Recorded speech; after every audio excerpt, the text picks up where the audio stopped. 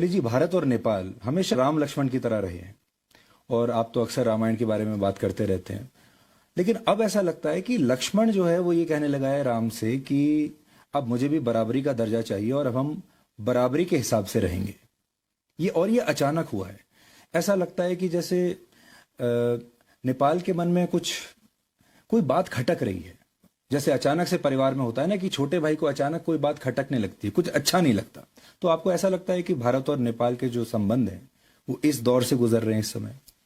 देखिए, आपका क्वेश्चन भी बताता है कि इंडिया राम है, हम लक्ष्मण हैं। इसके कई अर्थ होते हैं। इंडिया भगवान है, हम उसके छोटे भाई हैं। इंडिया बड़ा भाई है, हम छोटे भाई हैं। मैं कहता हूँ भूगोल में, जनसंख्या में छोटे और बड़े हो सकते हैं, मगर हम हमेशा से सार्वभौम समानता की बात करते हैं।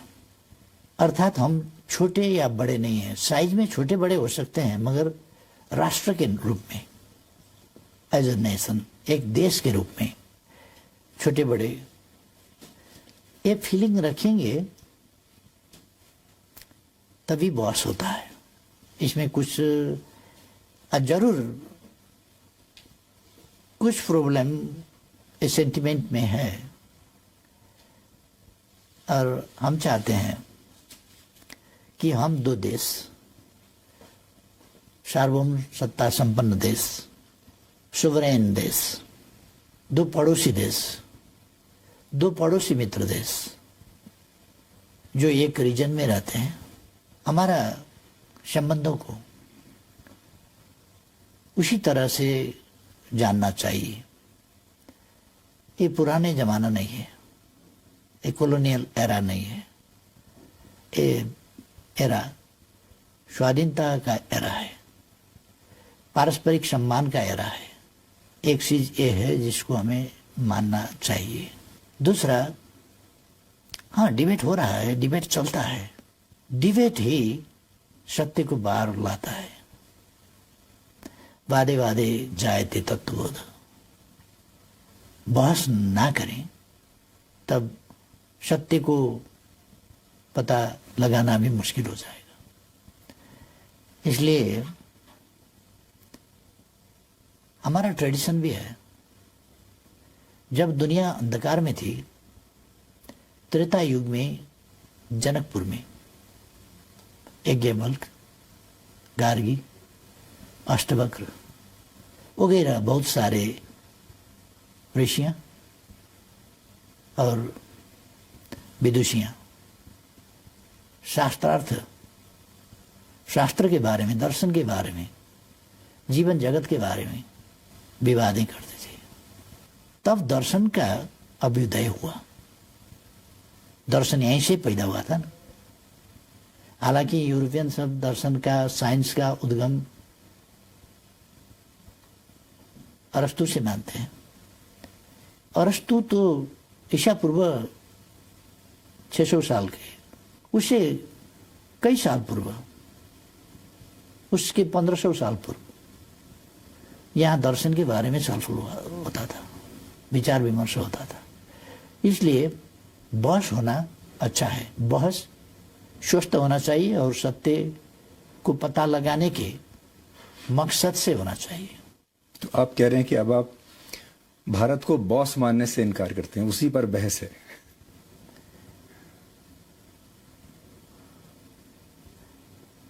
अब भारत अगर कल समझता होगा, आज भारत अपने को बॉस नहीं समझता, इसलिए उस पर बॉस का। और आपको लगता है कि बॉस नहीं समझता लेकिन बड़ा भाई समझता है? और हमारे संस्कारों में तो बड़े छोटे का हमेशा जो प्रेम बना रहता है। देखिए, आप 68 साल के हैं, मोदी जी 70 साल के हैं, तो ऐसे भी आपके बड़े भाई हुए, तो आप भी कभी भी फोन उठाकर उनसे सीधे बात कर सकते हैं। व्यक्तिगत तौर से, हाँ, व्यक्तिगत तौर से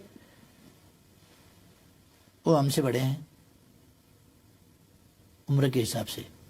जब हम दो प्राइम मिनिस्टर बैठेंगे तो दो प्राइम मिनिस्टर बैठेंगे, बड़ा प्राइम मिनिस्टर, छोटा प्राइम मिनिस्टर नहीं, दो सोवरेन कंट्री के प्राइम मिनिस्टर्स बैठेंगे। वहाँ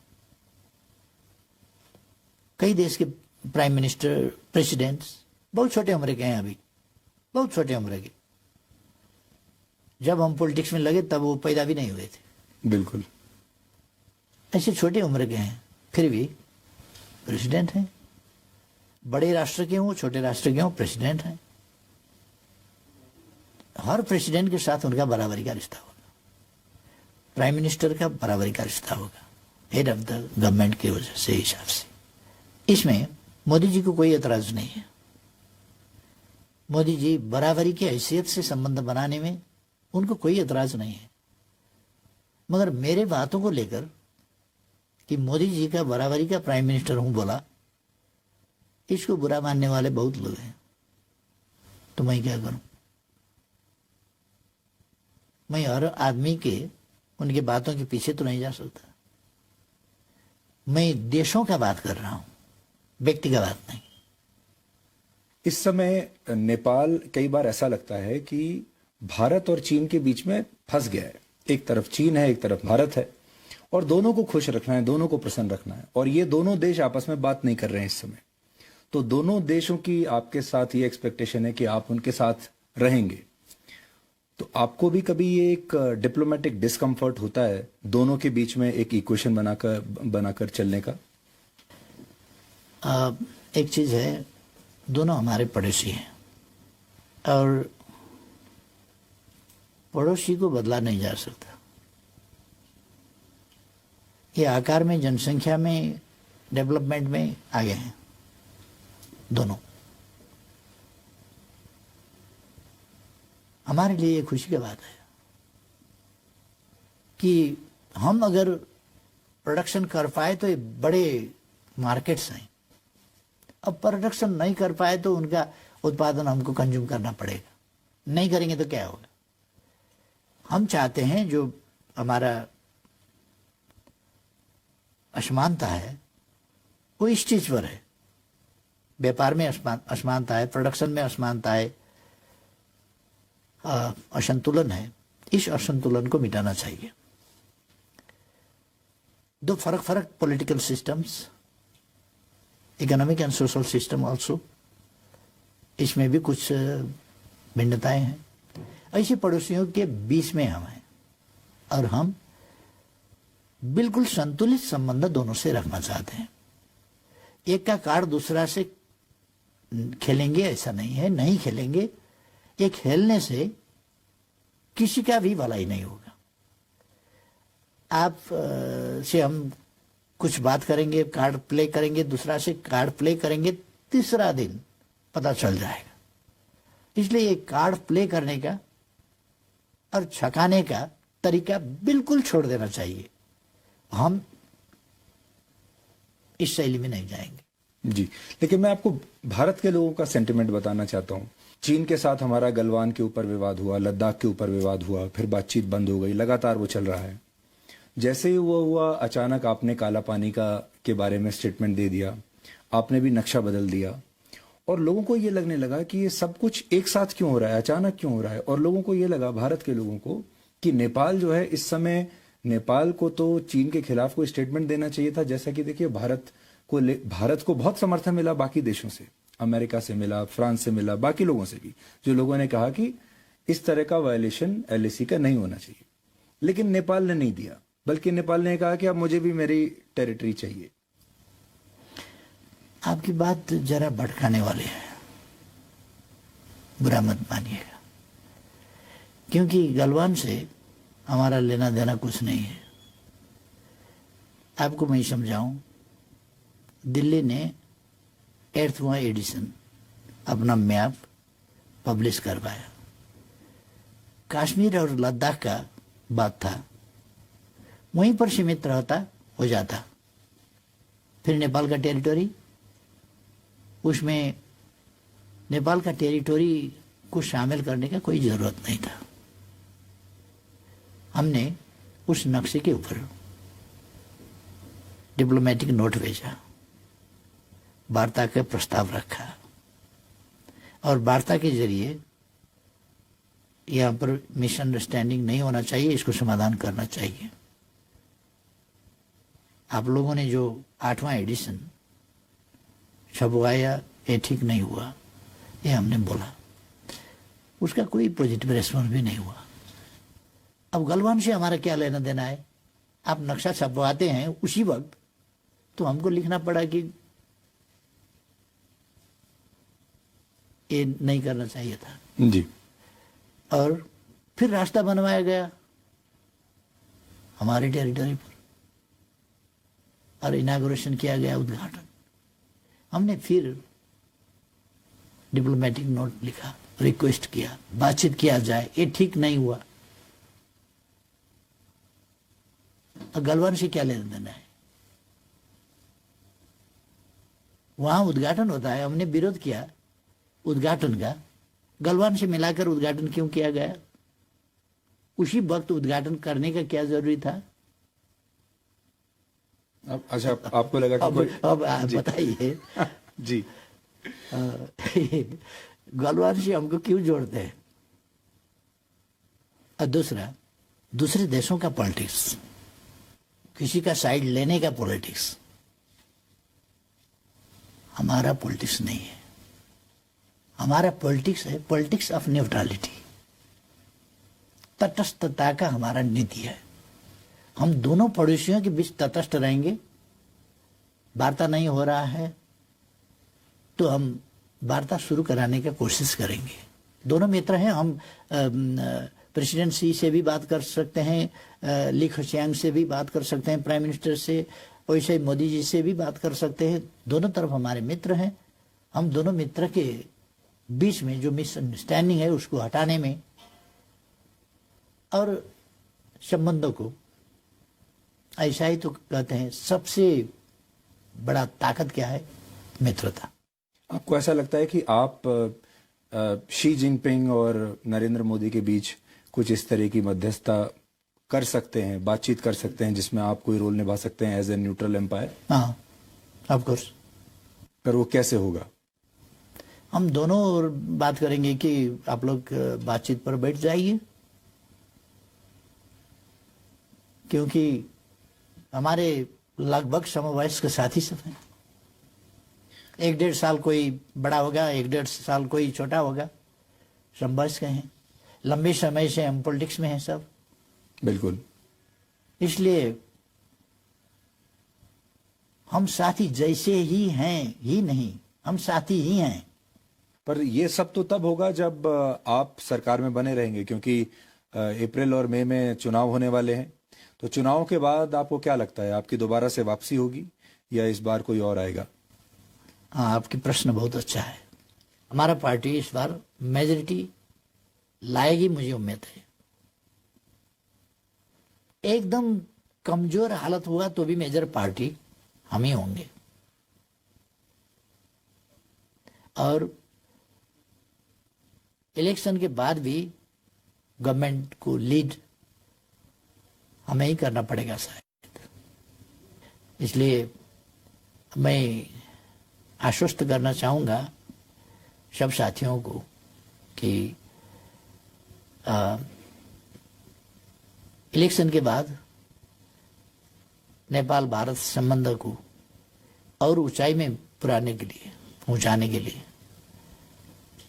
हम और ज्यादा कंट्रीब्यूट कर पाएंगे। मैं जो सेंटिमेंट की बात कर रहा था, और हम क्योंकि क्रिकेट तो आप देखते ही होंगे, तो भारत में लोगों को ये लग रहा था कि अगर नेपाल एक एम्पायर है और भारत और चाइना मैच खेल रहे हैं, तो ये जो एम्पायर है ये बार बार भारत के खिलाड़ियों को ही ज़्यादा आउट दे रहा है, भारत के खिलाड़ियों के लिए ज़्यादा जल्दी उंगली उठा देता है, और चीन के खिलाड़ियों के लिए थोड़ा सॉफ्ट है। ऐसा नहीं है, ये एक इम्प्रेशन है, गलत इम्प्रेशन है। ऐसा कोई एविडेंस नहीं है, हो ही नहीं सकता, क्योंकि हमारे दो पड़ोसी के बीच में सौहार्द संबंध, प्रॉब्लम रहित, समस्या रहित संबंध चाहते हैं। क्योंकि एक चीज कहते हैं और उसमें से आधा हम कटा देंगे। हाथी अगर लड़े तो भी मैदान का नुकसान ही होगा, हाथी अगर मिल गए तो भी मैदान का नुकसान ये मिल गए तो भी नुकसान होगा, ये इसको हम कटा देंगे। हाथी अगर लड़ेंगे तो मैदान का नुकसान तो होगा। ए टू जॉइंट नेबर्स, ये बड़े पड़ोसी लड़ने लगे तो उसका नकारात्मक असर तो हमको पड़ेगा ही। इसलिए हम चाहते हैं कि अब एशिया का जमाना है, अपने खुद को विकास करना चाहिए। कल का विकास था दूसरा का रिसोर्स लूट कर ले जाना, दूसरा का मैन पावर, दूसरा का रिसोर्स, दूसरा का प्रॉपर्टी लूट कर धन कमाना। ये था कल का विकास का मॉडल। आज का विकास का मॉडल है खुद को करना होगा विकास के काम। खुद को करने के लिए शांति चाहिए, मित्रता चाहिए, टेंशन फ्री एनवायरमेंट, कोई तनाव रहित वातावरण होना चाहिए। तभी विकास को तीव्रता दे सकते हैं, हम गति दे सकते हैं। इसलिए अपने देश के अंदर में हो या पड़ोस में हो, पड़ोसी से हो या अपने अंदर हो, शांति हो तो हम विकास को गति दे सकते हैं। शांति नहीं है तो उस पर हमको ज्यादा ध्यान रखना पड़ेगा, ज्यादा खर्च करना पड़ेगा। अननेसेसरीली विकास का जो प्रयास है और विकास के जो रिसोर्स हैं उसको शांति मेंटेन करने के ओर हमको खर्चा करना पड़ेगा। इसलिए वो हमारे लिए, हमारे विकास के प्रयासों के लिए नुकसानदायी होगा। इसलिए हम चाहते हैं कि हमारे पड़ोसी में अच्छा संबंध हो, विश्वास का वातावरण हो, भरोसा योग्य मित्र बने, कि एक अर्का पर संदेह हो, हम आप मित्र हैं मगर संदेह है आपके ऊपर, साथ में सोए हैं, नींद नहीं आएगी, क्योंकि नींद आ जाएगी मैं सो जाऊं तो मित्र क्या करेगा, मित्र के नाम में बड़ा खतरनाक आदमी मेरे पास में सोने का बहाना कर रहा है, खतरा है, तो नींद नहीं आएगी। आपको किसके साथ अच्छी नींद आ रही है आजकल? आजकल का बात नहीं, नेपाल जो, चीन या भारत? नेपाल जो अस्तित्व में है वो संतुलित नीति के साथ, न्यूट्रलिटी, ये तटस्थता की नीति के साथ, किसी का पक्ष नहीं लेना, फिलहाल ये अच्छा नहीं लग सकता है। फिलहाल हमारा साइड क्यों नहीं लिया, हमारे पक्ष में क्यों नहीं बोला, हाँ ताकत लगाओ, हमको क्यों नहीं बोला, वोटिंग क्यों नहीं किया, ये हो सकता है फिलहाल के लिए। मगर अगर आप उसका दीर्घकाल का नतीजा देखें तो हमारा न्यूट्रलिटी, हम किसी भी पड़ोसी के खिलाफ हमारा जमीन, हमारा आकाश इस्तेमाल करने नहीं देंगे किसी को भी। सबके लिए ये एक प्रतिरक्षा वाल हो गया जी। तो इसलिए हम चाहते हैं हमारे पड़ोसी आराम से अपने अपने विकास के काम में लगे, परस्पर में सहयोग करें, अपने रिसर्च, वैज्ञानिक अनुसंधान, अपने अपने डेवलप टेक्नोलॉजी शेयर करें। और ये जमाना है एशिया का, अब जमाना है एशिया का, जहां से वास्तव में सिविलाइजेशन शुरू हुआ। और ये जो हमारे दो पड़ोसी महान देश हैं, इनका गौरवपूर्ण इतिहास है, इनका भूगोल, इनका सिविलाइजेशन, इनका पॉपुलेशन, इनका हिस्ट्री ग्लोरियस है। मगर यहाँ के शासकों की कमियां और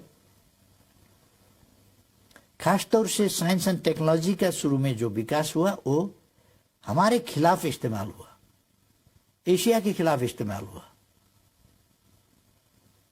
इंजन बना हमारे खिलाफ, स्टीमर बने हमारे खिलाफ,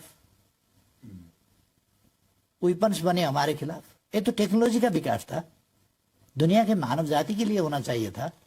हम भी साथ ही साथ आगे बढ़ते, मगर साइंस एंड टेक्नोलॉजी को, विज्ञान प्रविधि को हमारे खिलाफ इस्तेमाल किया गया। इसलिए भारत जैसा देश क्या कमी था कि गरीब रहा। हिमालय से हिंद महासागर तक क्या कमी था? हिमालय से चमोलंगमा से पैसिफिक तक क्या कमी था चीन में? क्या पॉपुलेशन नहीं था काम करने के लिए? ओल्ड एज पॉपुलेशन था? ऐसा नहीं था। यंग पॉपुलेशन,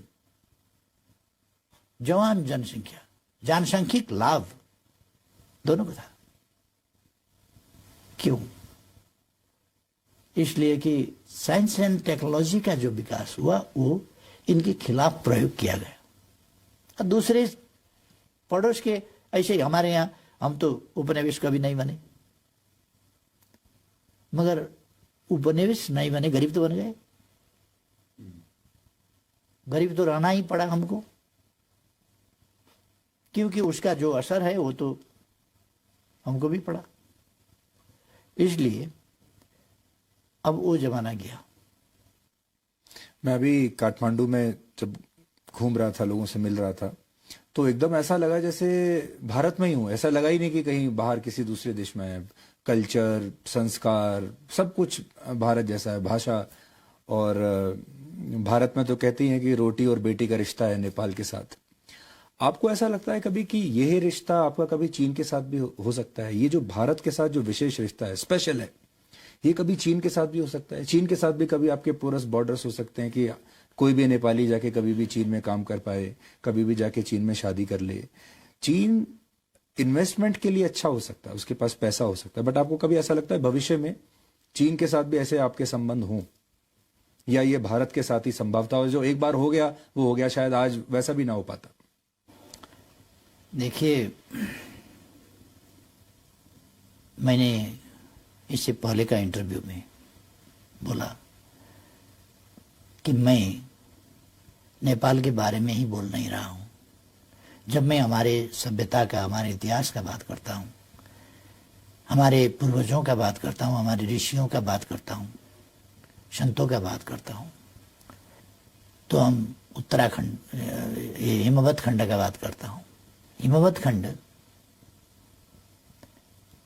दुनिया का ऐसा जगह है, ये प्रकृति का अनुपम सौंदर्य ही नहीं, ये खनिजों का खानी भी है। यहाँ का हवा पानी ऐसा है कि यहाँ के लोग ऋषि महर्षि विद्वान बन जाएंगे। मैंने कहा कुछ पहले भी कि हमारे यहाँ 3000 साल से पहले शल्य क्रिया, चिकित्सा शास्त्र का विकास हुआ था। चिकित्सा शास्त्र का इसका प्रमाण है अभी भी चरक संहिता में हम देख सकते हैं। हम शल्य क्रिया का विकास देख सकते हैं सुश्रुत संहिता में 3000 साल से पहले। बाकी दुनिया तो अंधकार में था। हमारे यहाँ 9 ग्रह का अवस्थिति और उनका गति, नक्षत्रों का, ग्रहों का अवस्थिति, 12 राशि हमारे पूर्वजों ने बांटा है। सारा अंतरिक्ष को बांट दिए 12 भागों में, राशियों में। और कितने नक्षत्र हैं, कितने क्या हैं, कितने क्या हैं, ग्रह कितना है, उपग्रह कितने हैं।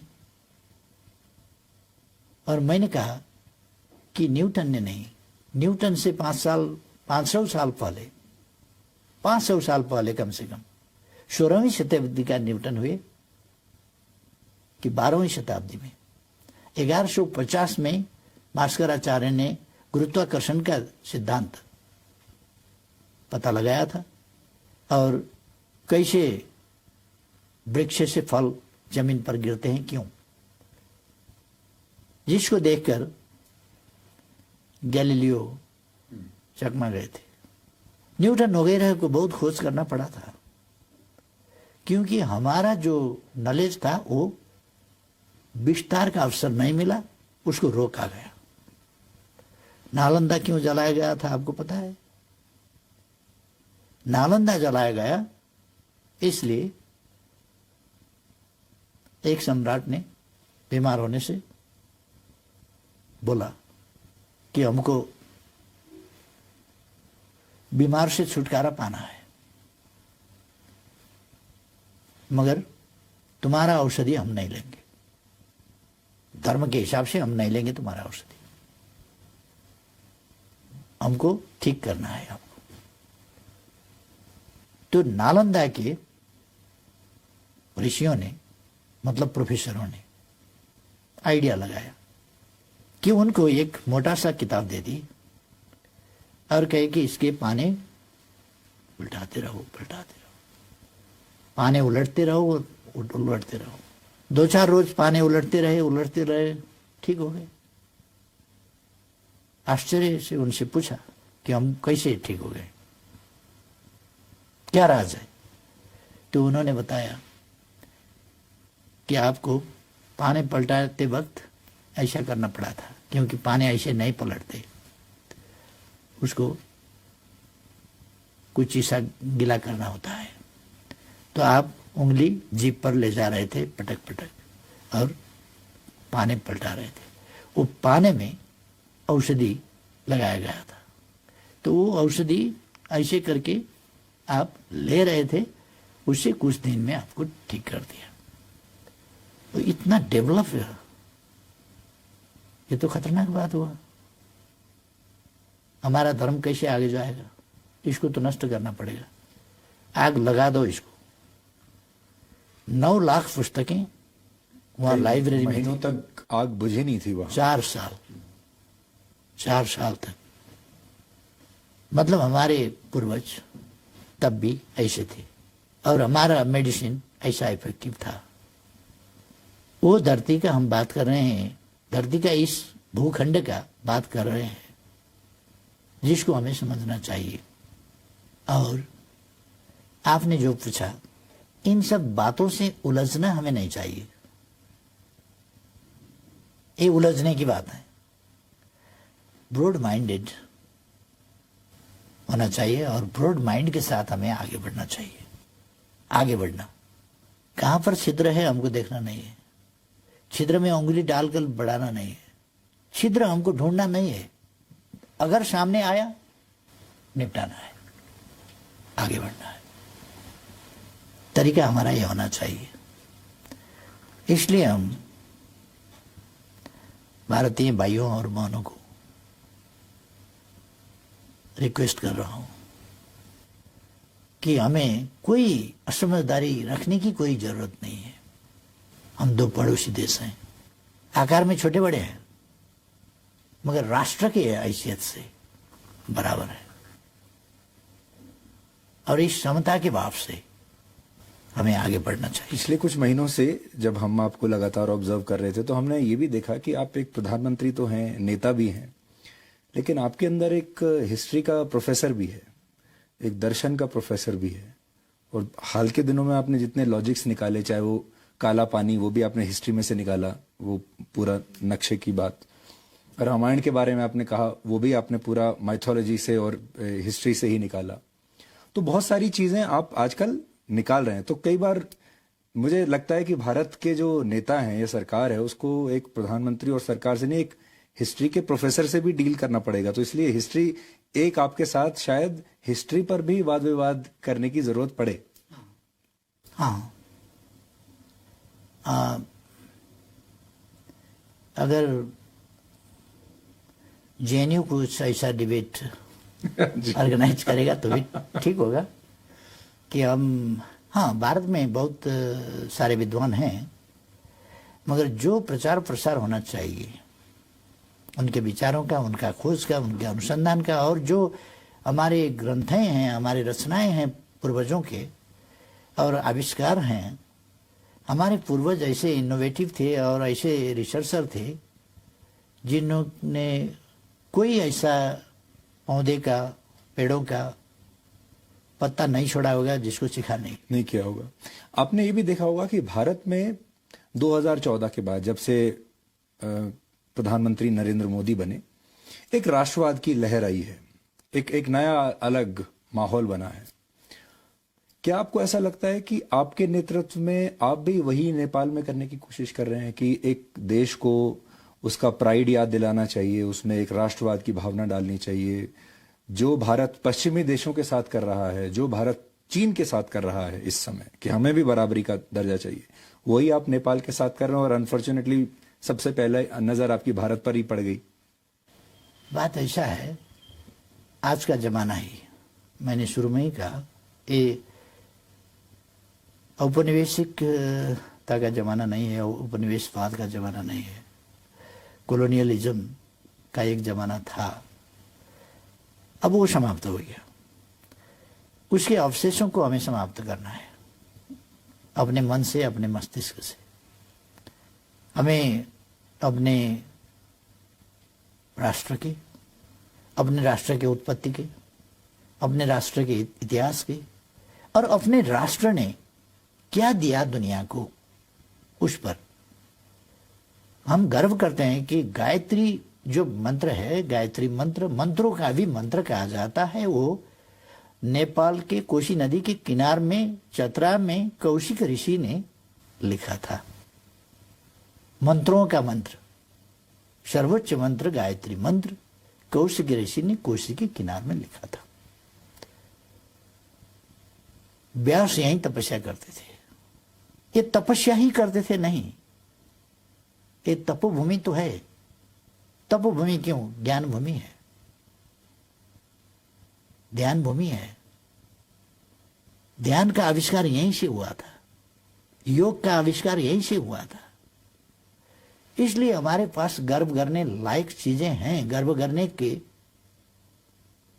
वस्तुएं हैं हमारे पास। हमारे यहाँ बहुत सारे लोग इस कॉन्सेप्ट को अखंड भारत का कॉन्सेप्ट बनाकर आगे पुश करते हैं कि अखंड भारत होना चाहिए। फिर सारे जो आसपास के जो ये पूरा इलाका है, ये संस्कार हैं, ये हमारी जो इतिहास है इतना, वो सब फिर एक अखंड भारत के कॉन्सेप्ट में आ जाएगा। आप उससे अग्री करते हैं? नहीं। प्रश्न यह है कि इतिहास पीछे नहीं जाएगी। अखंड भारत दरअसल कभी था ही नहीं, था ही नहीं।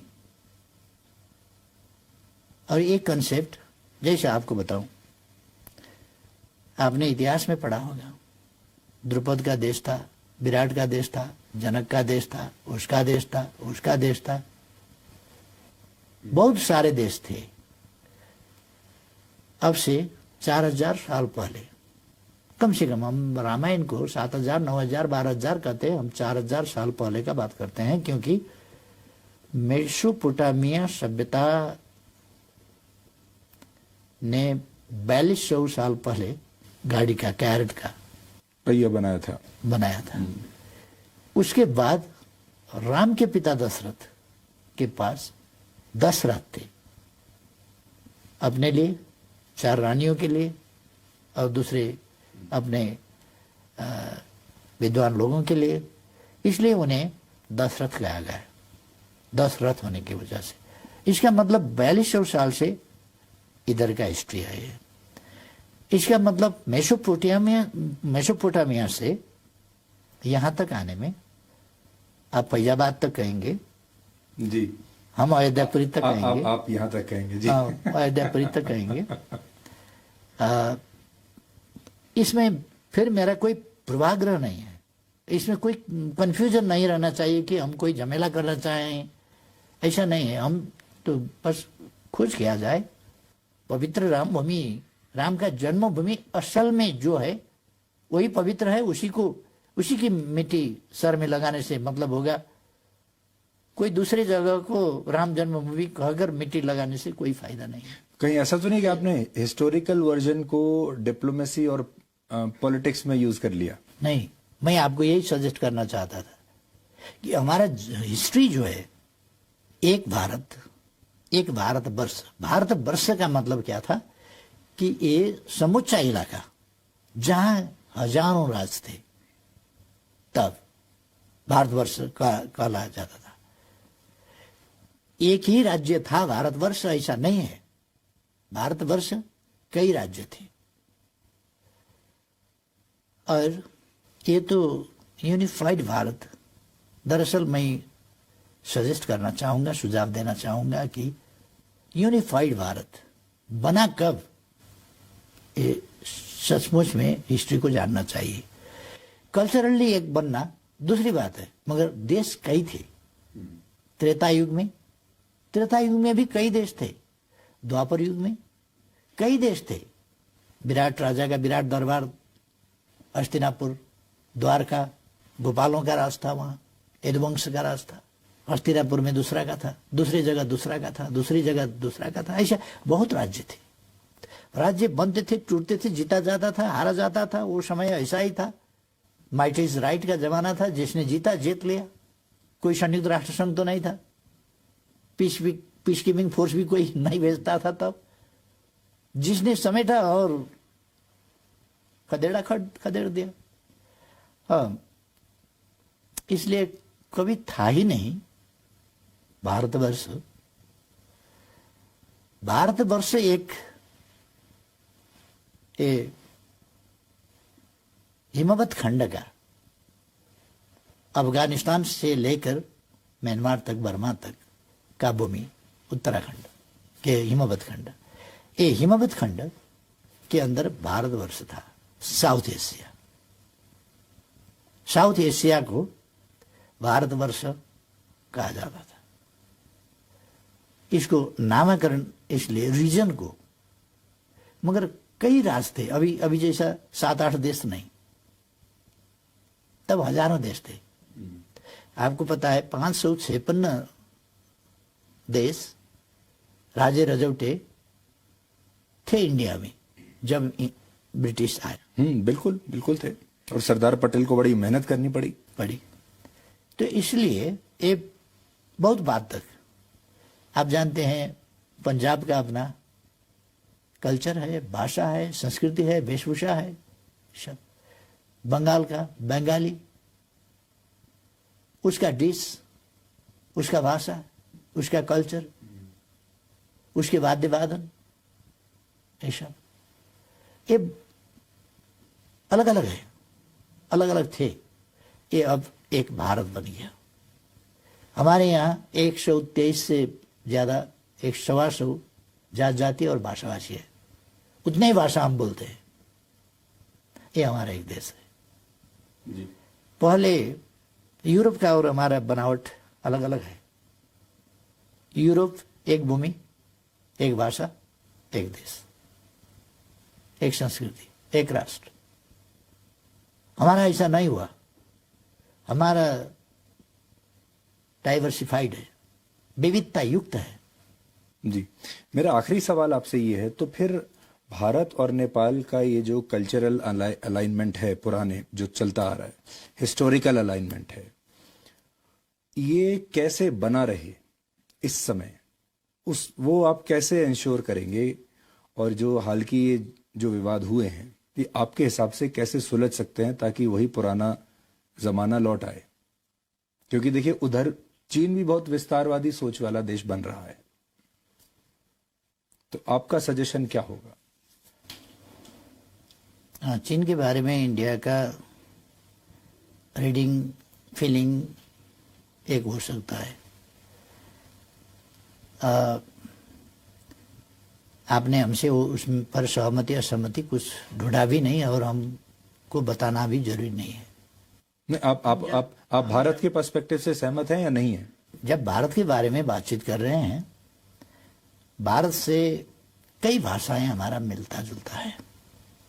जैसा अभी मैं हिंदी में बोल रहा हूँ जी, बिल्कुल, टूटी फूटी हिंदी, ये पढ़ा हुआ हिंदी नहीं है, ऐसा ही बोल लिया। हमारे यहाँ बहुत सारे लोग हिंदी ही नहीं, नेपाली भी नहीं समझते। कई भाषाभाषिकाएं हैं। और एक चीज आपको समझना चाहिए कि हमारा परसेप्शन क्या है। हमारा कोसी नदी है, गंडकी नदी है, कर्णाली नदी है, जो भारत में जाते हैं, उनकी मछली को बॉर्डर पता चलता है? बॉर्डर पता भी नहीं चलता। हमारे बॉर्डर इलाका में जो चिड़ियाएं हैं, वो इधर से उधर जाते हैं, उधर के गाछी में बैठते हैं, इधर आते हैं, इधर के गाछी में, उधर के धान खाते हैं, इधर के गेहूं खाते हैं। इनको बॉर्डर का पता नहीं है। पर उनको अब नया ये नक्शा दिखाना पड़ेगा आपका? इसको मानना पड़ेगा। उनको नक्शा दिखाने का जरूरत नहीं है। नक्शा हम आपको हेरना होगा, देखना होगा कि असलियत क्या है। अब इसमें हमको ये चाहिए कि हम दरअसल सच्चाई को कबूल करें, तथ्यों को मानें और फीलिंग को समझें। ये जरूरी है। फीलिंग को आधारहीन फीलिंग को नहीं, सच्चाई पर आधारित, तथ्यों पर आधारित, प्रमाणों पर आधारित फीलिंग्स, उनको समझना चाहिए। इसलिए इंडिया ने नक्शा छापा नहीं है। इंडिया ने तो नक्शा छापा है अपना देश का। तो हर देश अपने नक्शा छापते हैं ना, अपने टेरिटोरी को समेट कर छापते हैं ना। विवाद है तो नहीं, नक्शा नहीं छापते। अब पाकिस्तान के साथ आपका विवाद हो गया, आप नक्शा तो छापते हैं, अपना टेरिटोरी जो मानते हैं आप उसको मानकर। पाकिस्तान जो अपना टेरिटोरी मानता है उसको मानकर फिर छापता है। जब जिस दिन वो विवाद निपटारा हो जाएगा, एक ही प्रकार का नक्शा बनेगा। हाँ, ये है बॉर्डर। अगर चीन ने ऐसा किया होता तो आप चीन के साथ भी ऐसे ही करते? मैं आपको ये बताऊं कि हम सोवरेनिटी के, टेरिटोरियल इंटीग्रिटी के सवाल में किसी से कम, किसी से ज्यादा व्यवहार नहीं करते। किसी ने ऑक्युपाई किया तो अच्छा हुआ, किसी ने ऑक्युपाई किया तो अच्छा नहीं हुआ। किसी ने कुछ गलत किया तो वो भी ठीक है, किसी ने गलत किया तो सचमुच गलत है। ये हमारा इंसाफ नहीं है।